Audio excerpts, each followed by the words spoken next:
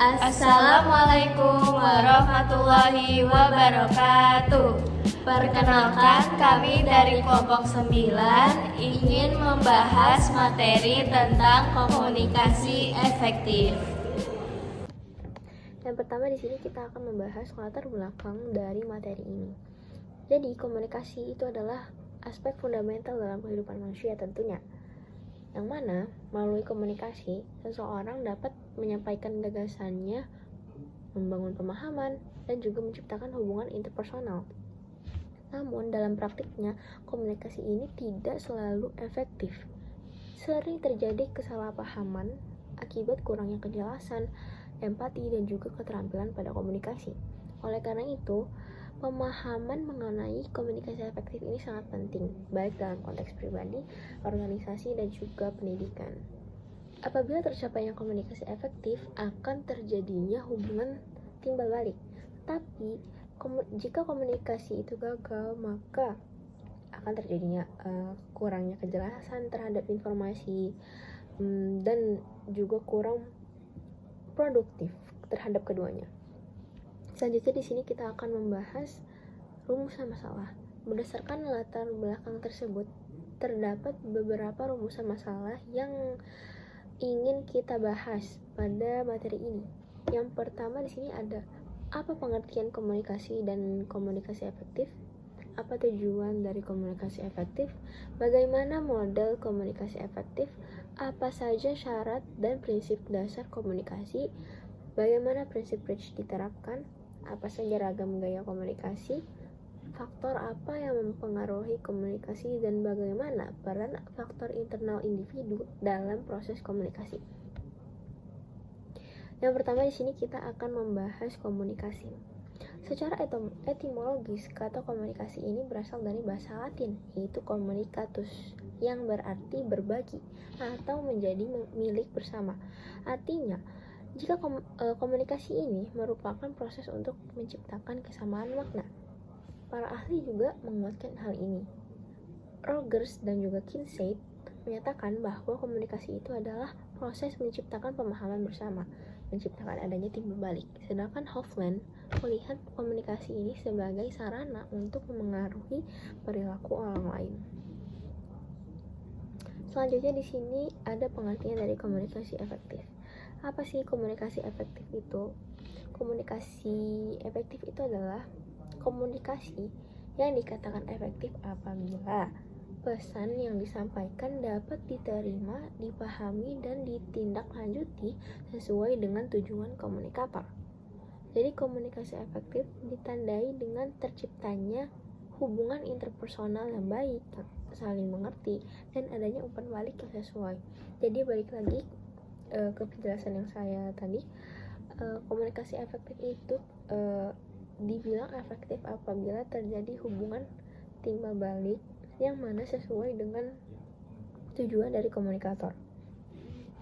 Selanjutnya di sini kita akan membahas tujuan daripada komunikasi efektif. Tujuan komunikasi efektif meliputi yang pertama, menciptakan pemahaman bersama. Yang kedua, mempengaruhi sikap dan perilaku. Yang ketiga, membangun serta memperkuat hubungan interpersonal. Yang keempat, menyelesaikan masalah dan juga mengelola konflik. Yang keenam, serta meningkatkan produktivitas dan juga efektivitas kerja dalam suatu organisasi.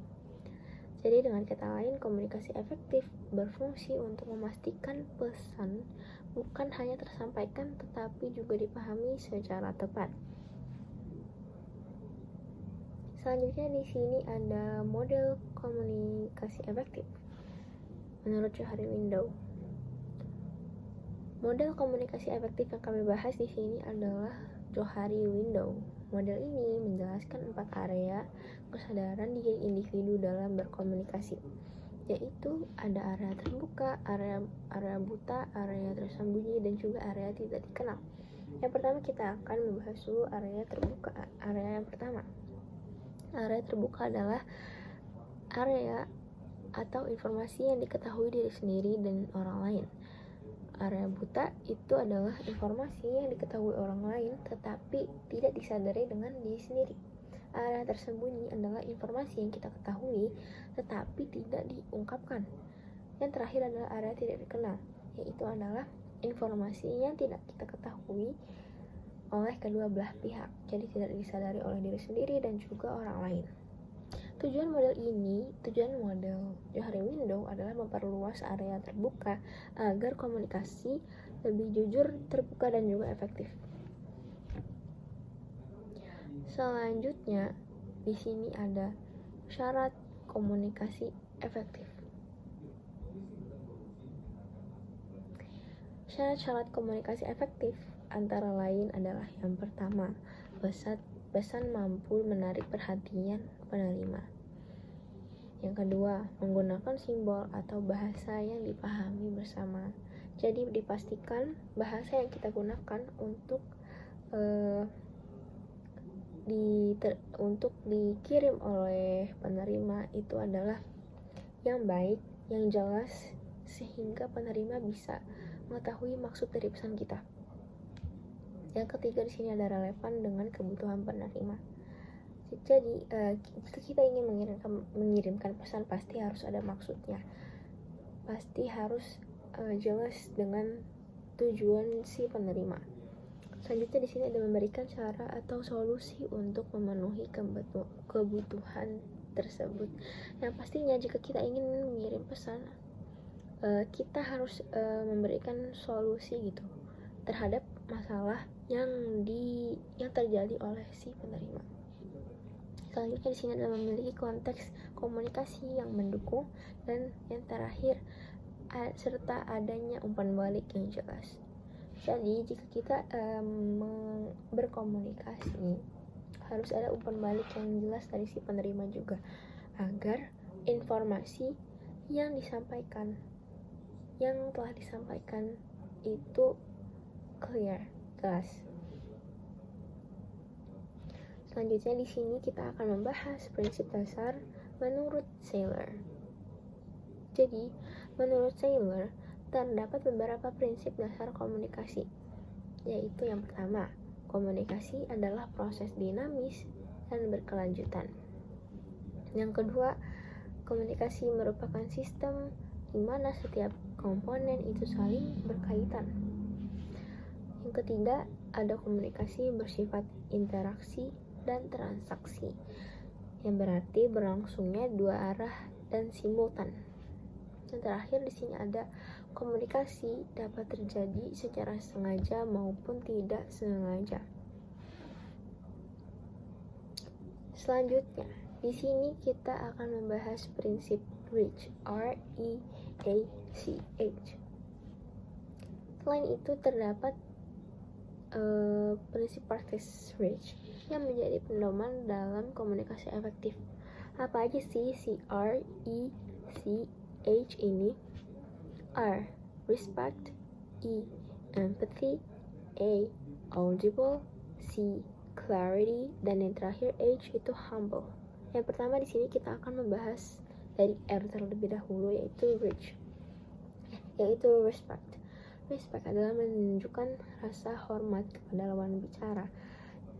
Jika kita sedang berkomunikasi, yang pastinya kita harus menunjukkan rasa hormat kepada lawan bicara kita. Dan yang selanjutnya di sini ada empathy. Empathy ini adalah memahami perspektif orang lain dan kondisi emosionalnya. Jadi jika kita berkomunikasi, kita harus melihat dari perspektif orang yang kita sedang ajak bicara gitu. Jadi kita tidak boleh egois, kita harus memahami perspektif, memahami pandangan dia dari topik yang sedang kita bicarakan. Selanjutnya di sini ada A, audible. Pesan dapat didengar dan diterima dengan baik. Kembali lagi seperti tadi, jadi pesan harus jelas, harus clear agar diterima dengan penerima oleh baik. Selanjutnya di sini ada clarity. Penyampaian yang jelas dan tidak ambigu. Clarity, jadi pesan yang kita bawakan harus jelas baik lagi seperti tadi ya. Dan yang terakhir itu ada humble, bersikap rendah hati dalam berkomunikasi. Selanjutnya di sini ada ragam gaya komunikasi. Di ragam gaya komunikasi ini terdapat beberapa gaya komunikasi yang efektif ya, yaitu ada ekspresif, presisi, dan juga egalitarian. Di sini kita akan membahas ekspresif terlebih dahulu. Dan ditandai dengan jadi ekspresif ini itu adalah ditandai dengan cara penyampaian yang terbuka dan penuh energi. Jadi berapi-api gitu pembawaannya ya. Pasti dari struktur gestur tangannya, ekspresi mukanya itu lihai gitu ya, jadi dikatakan ekspresif. Selanjutnya di sini ada presisi, yaitu gaya yang logis, terstruktur, dan juga ringkas. Presisi ini seperti biasanya dilakukan ketika acara formal gitu ya. Dan selanjutnya di sini ada egalitarian. Jadi gaya komunikasi ini itu menekankan kesetaraan dan komunikasi dua arah gitu. Jadi di gaya komunikasi egalitarian ini lebih mengutamakan adanya hubungan timbul balik. Misalkan dalam suatu acara gitu ya, si narasumber ini itu lebih suka gaya komunikasi yang egalitarian. Jadi dia lebih suka interaktif pembawaannya dengan si audiensnya. Dan selanjutnya di sini adalah gaya komunikasi berisiko. Yang pertama di sini ada gaya agresif verbal. Jadi gaya ini ditandai dengan cara berkomunikasi yang merendahkan, otoriter, atau cenderung memaksakan kehendak gitu. Jadi pola komunikasi seperti ini bisa berdampak negatif karena menimbulkan ketegangan, rasa tidak nyaman, dan juga resistensi dari pihak lain. Selanjutnya di sini ada gaya mengontrol. Gaya komunikasi ini berlangsung secara satu arah, tidak egalitarian, di mana komunikator cenderung mendominasi percakapan dan tidak memberikan ruang bagi siapapun untuk berpendapat. Jadi hal ini dapat menghambat partisipasi, mengurangi keterbukaan, dan juga menurunkan kualitas interaksi. Dan yang terakhir di sini ada gaya menarik diri. Jadi gaya ini ditunjukkan dengan kecenderungan menghindari komunikasi itu, baik secara verbal maupun non-verbal. Individu tidak memberikan respon atau tidak terlibat dalam percakapan contohnya. Dan gaya menarik diri ini dianggap tidak efektif sama sekali karena dapat menciptakan jarak, menimbulkan misconception, dan juga miskomunikasi. Jadi, gaya menarik ini juga dapat menghambat terciptanya pemahaman bersama. Jadi dengan memahami gaya komunikasi ini, kita dapat lebih berhati-hati dalam berinteraksi dan berupaya memilih gaya komunikasi yang lebih konstruktif. Selanjutnya di sini ada faktor yang memengaruhi komunikasi.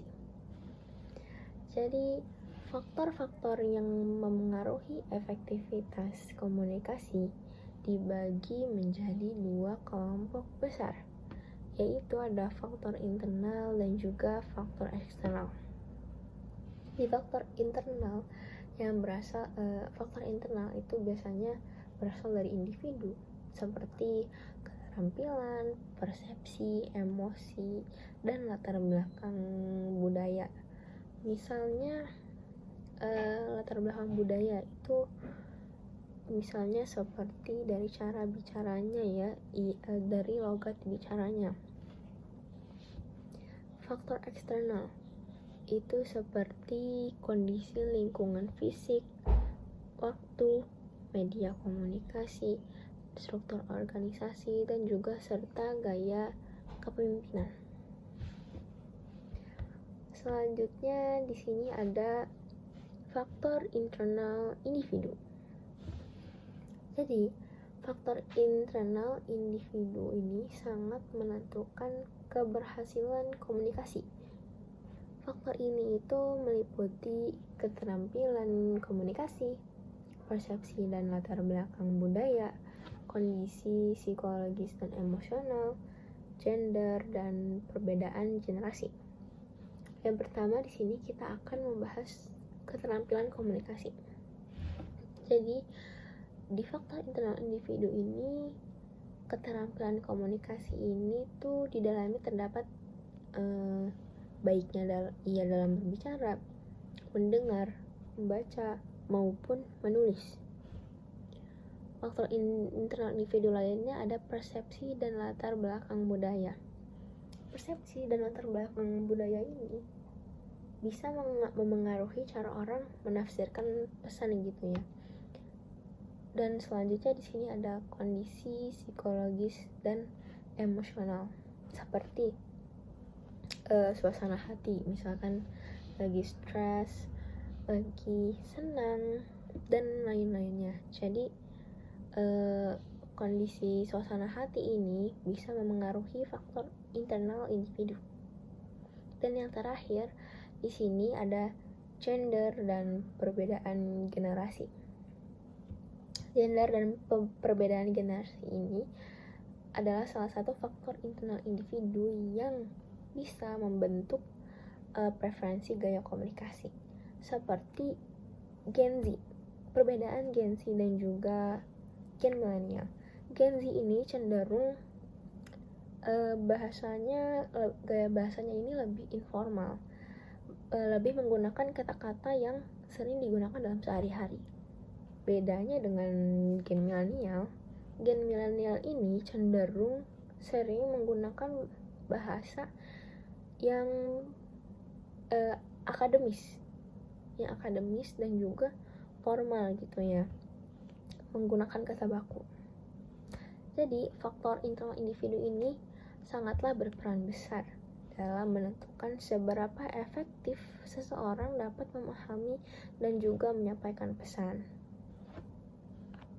Nah, setelah kita membahas faktor internal yang memengaruhi komunikasi, sekarang kita bergeser pada faktor kedua, yaitu faktor kontekstual dan lingkungan. Faktor ini tuh sangat penting karena seringkali kita sudah memiliki niat yang baik dalam berkomunikasi, namun lingkungan di sekitar kita itu justru menghambat penyampaian pesan. Nah, ada beberapa aspek penting nih dalam faktor kontekstual dan lingkungan ini.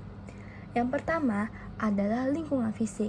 Misalnya, suasana yang terlalu bising, ruangan yang terlalu ramai, pencahayaan yang buruk, ataupun jarak yang terlalu jauh antara komunikator dan komunikan.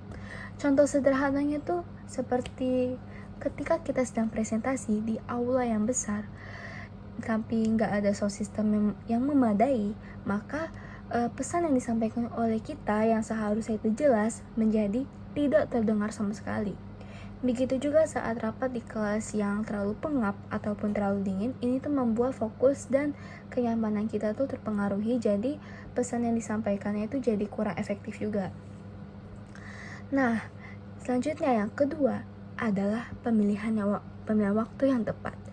Komunikasi yang baik itu bukan hanya tentang apa yang disampaikan, tetapi juga kapan ia disampaikan.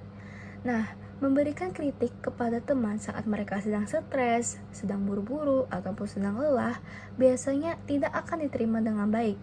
Atau dalam organisasi, menyampaikan kebijakan baru tepat sebelum deadline besar juga berpotensi menimbulkan resistensi. Jadi, waktu itu adalah elemen yang sangat penting untuk diperhatikan. Nah, selanjutnya yang ketiga adalah pemilihan saluran atau media komunikasi. Di era yang serba digital ini, kita punya banyak pilihan seperti tatap muka, telepon, chat, atau email, ataupun meeting online. Masing-masing ini punya kelebihan dan kekurangannya. Nah, untuk informasi yang sensitif ini lebih baik disampaikan secara langsung, secara tatap muka agar tidak menimbulkan kesalahpahaman. Nah, sebaliknya, informasi formal atau teknis sebaiknya melalui email agar terekam dengan baik. Nah, dari poin-poin ini kita bisa melihat bahwa faktor kontekstual dan lingkungan bukan hanya hal sepele, bahkan sering menjadi faktor penentu apakah komunikasi akan berjalan efektif atau tidak. Setelah memahami faktor kontekstual dan lingkungan, kita masuk ke faktor yang berikutnya, yaitu faktor organisasi. Faktor ini tuh sering muncul terutama dalam komunikasi di tempat kerja, lembaga pendidikan, dan organisasi formal. Nah, untuk faktor-faktornya itu ada 4. Yang pertama adalah struktur organisasi. Organisasi dengan hierarki yang sangat kaku biasanya memiliki alur komunikasi satu arah dari atasan ke bawahan. Akibatnya, umpan balik ini sering terhambat.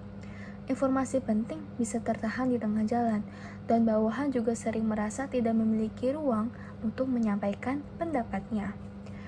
Yang kedua adalah budaya organisasi. Ada organisasi yang sangat terbuka, memberi ruang dialog, diskusi, dan kritik yang membangun. Tapi ada juga yang budayanya tuh tertutup, sehingga orang takut untuk berbicara atau hanya menyampaikan hal-hal yang dianggapnya itu aman. Nah, budaya yang tertutup ini akan menghambat inovasi dan kepercayaan antar anggotanya. Yang ketiga adalah gaya kepemimpinan. Pemimpin yang otoriter cenderung memicu komunikasi satu arah, sementara pemimpin partisipatif membuka ruang dialog, memberikan kesempatan kepada anggota untuk memberikan pendapatnya, dan ini tuh sangat membantu terciptanya komunikasi yang efektif. Nah, yang terakhir, yang keempat adalah beban informasi. Dalam dunia kerja ataupun kuliah, terkadang informasi datang terlalu banyak dalam waktu yang sangat-sangat singkat. Akibatnya, pesan penting justru tenggelam. Ini yang disebut dengan information overload, salah satu penyebab miskomunikasi modern. Oke, setelah mengetahui faktor-faktor tadi, kita masuk ke bagian yang paling sering ditanyain, yaitu bagaimana sih strategi pelaksanaan komunikasi yang efektif tuh? Nah, strategi yang pertama adalah menerapkan komunikasi yang terbuka dan transparan. Artinya tuh, informasi harus disampaikan dengan jujur, jelas, dan tidak ada yang disembunyikan. Dalam organisasi, komunikasi terbuka itu membangun kepercayaan dan meminimalisir rumor. Misalnya tuh, ketika ada perubahan kebijakan, pimpinan harus menjelaskan alasannya, dampaknya, dan langkah ke depannya itu mau bagaimana. Transparansi ini mencegah interpretasi liar. Nah, strategi yang kedua adalah mendengarkan aktif dan empati. Banyak orang berkomunikasi hanya fokus pada berbicara, bukan mendengarkan. Padahal, komunikasi efektif itu dimulai dari mendengar. Mendengarkan aktif berarti kita fokus pada lawan bicara, dengan kita tidak memotong, tidak menghakimi, dan memahami pesan dengan penuh perhatian. Nah, empati ini membuat kita mencoba melihat dari sudut pandang mereka. Ini sangat penting terutama ketika lawan bicara sedang menghadapi masalah. Nah, strategi yang ketiga adalah mendorong komunikasi dua arah. Komunikasi yang sehat bukan hanya satu pihak memberi instruksi sementara pihak lain diam. Komunikasi dua arah ini membuka ruang bagi tanya jawab, umpan balik, klarifikasi, dan diskusi. Contoh sederhananya itu adalah guru yang tidak hanya mengajar, tetapi juga bertanya kepada siswa apakah mereka bisa memahami materi tersebut. Atau pimpinan yang menanyakan pendapat tim sebelum mengambil keputusan besar.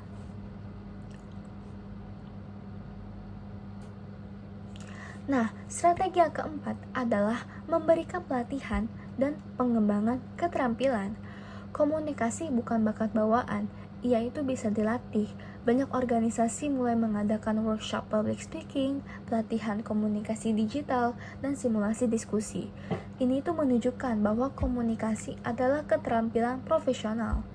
Nah, strategi yang kelima adalah memanfaatkan teknologi secara bijaksana.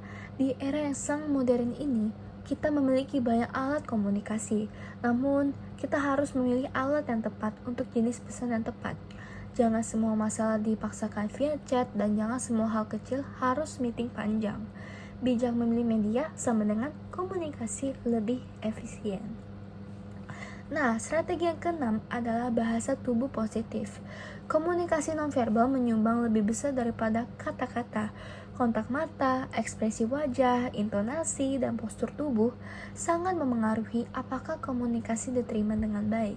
Misalnya nih, ketika kita menyampaikan kritik dengan nada lembut dan ekspresi yang tenang, hasilnya jauh lebih bisa diterima. Nah, strategi yang ketujuh atau strategi yang terakhir adalah menghindari perilaku komunikasi negatif seperti menginterupsi, memotong pembicaraan, meremehkan pendapat orang lain, atau menarik diri dari proses diskusi. Perilaku tersebut secara langsung merusak iklim komunikasi. Selanjutnya, kita masuk ke bagian hambatan. Walau kita ingin menjadi komunikator yang baik, namun kenyataannya itu tidak selalu berjalan dengan mulus. Ada banyak hambatan yang bisa membuat pesan kita itu tidak tersampaikan atau disalahartikan. Nah, hambatan yang pertama adalah hambatan teknis dan teknologi. Misalnya, jaringan internet buruk saat meeting online atau terjadi gangguan teknis di ruang presentasi. Kadang, pesan yang penting jadi hilang hanya karena koneksinya tuh tidak stabil. Ya, yang kedua adalah hambatan semantik. Semantik ini berkaitan dengan makna kata. Setiap orang bisa memberikan makna berbeda pada istilah yang sama. Misalnya istilah deadline longgar. Nah, bagi satu orang mungkin artinya 2 hari lagi, tapi bagi orang lain bisa 1 minggu. Ini menyebabkan miscommunication. Nah, hambatan yang ketiga adalah hambatan psikologis. Mood, emosi, prasangka, ataupun stres bisa membuat seseorang menolak pesan bahkan sebelum mendengarkannya. Misalnya nih, ketika seseorang sudah tidak suka pada pembicara, apapun yang disampaikannya akan dianggap salah atau tidak penting. Hambatan yang keempat adalah hambatan organisasi, seperti struktur yang kaku, budaya yang tertutup, atau kurangnya mekanisme feedback. Nah, jika anggota organisasi takut memberikan pendapat, komunikasinya itu tidak akan berjalan 2 arah.